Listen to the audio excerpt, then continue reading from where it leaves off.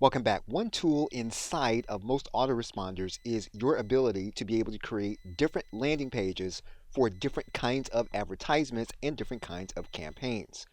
You'll notice here inside of the MailChimp autoresponder, we can create a specific landing page for a specific campaign and a specific advertisement. For example, in MailChimp, we can specify the specific list that we're going to be working with, and we can give the landing page an internal name. We can then begin the process. Now in MailChimp, there are specific templates that are available, and the availability of templates will vary for specific autoresponder companies. In this case, we're going to select a specific template. In the case of MailChimp, you can add and take out different elements for your landing page. For example, if what you want to do is you want to have fewer images, you can delete images from the MailChimp landing page.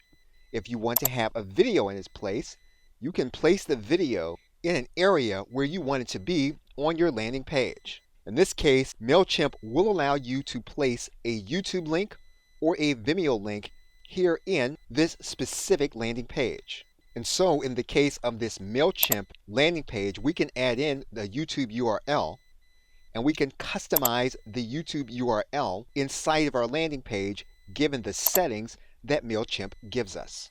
Typically, a landing page template will have editable features that you can place into the page the text that you want. And basically, once you have created the landing page in the way you want it to be, you can then save and close the landing page. Now in MailChimp, we can give the page a title, and we do have a specific URL that resides on the MailChimp server. What you can typically do inside of your autoresponder is to connect your existing domain so that people will connect the advertisement with your specific brand. And once you publish your landing page, it will then be ready for you to send visitors to it from your advertisements. Okay, so with that, thanks, and I will see you in another video.